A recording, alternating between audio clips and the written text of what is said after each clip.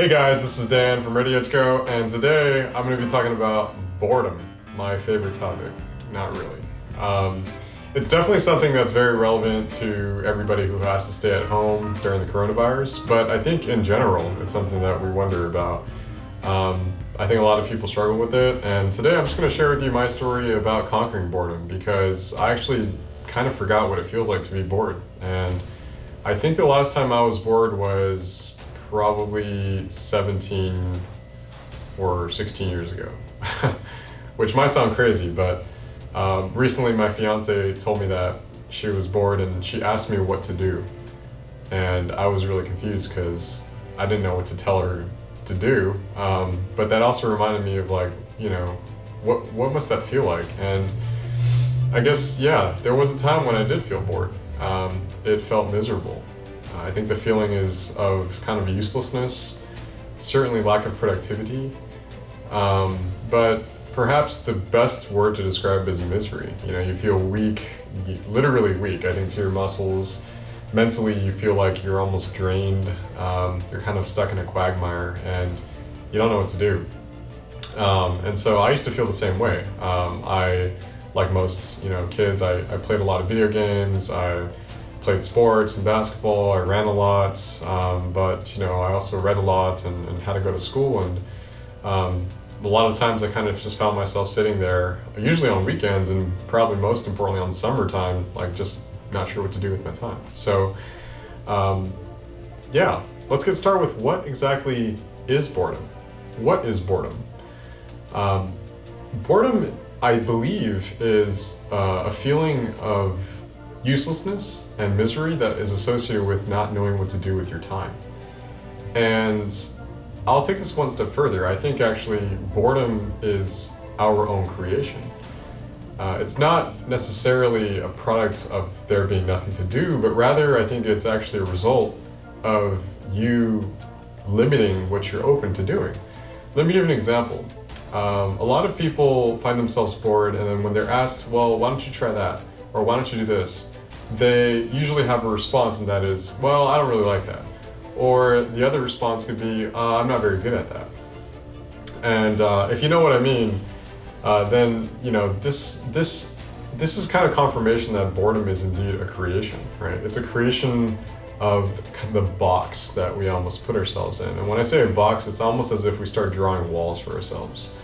What I mean by that is the moment you start telling yourself what are the things you like and don't like, and what are the things that you aren't good at, I think it's the moment you're automatically susceptible to being bored. Because if you start telling yourself that you're not good at these things and you don't like these categories of things, then naturally you're gonna run out of things to do. And before you know it, you will actually only have maybe 2 or 3 things that you like to do. And that is very limiting in a world and in a life where there's like an infinite many things objectively that you could be doing with your time. You limit yourself to only 2 or 3 things. That's pretty bad, and I think that sets you up for boredom and I think for misery.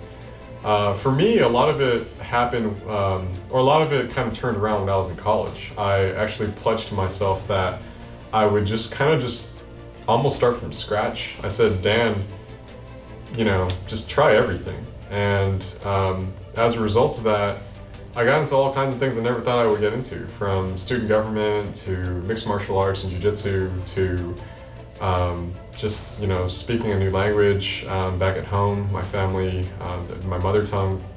I just started doing everything, and I pretty much said yes to everything. And as a result, I actually found myself in quite the opposite feeling of boredom, which I actually believe to be tired of doing everything, and feeling like you don't have enough time to do more. Even for instance, to this day, I feel to some degree somewhat exhausted, not because I'm bored, but because I just did so many different things today that I'm still excited to do. It's just, man, that was a lot, and I can't wait for tomorrow to do it again, or try new things.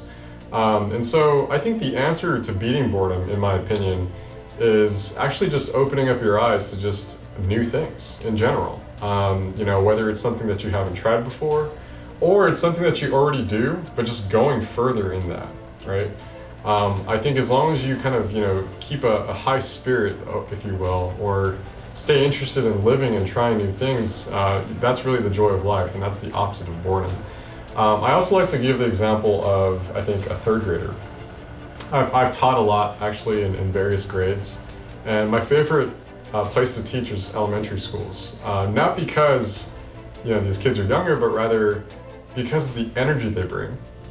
If you think back to the time when you were in the third grade, like everyone else, I think everyone is so excited about everything, right? Whether it's like the 20 words you have to master for spelling this week, or playing bar tag with that new person in town, or I don't know, running the mile and knowing that you're probably going to place third or fourth place because there's that one person ahead of you that's always beats you.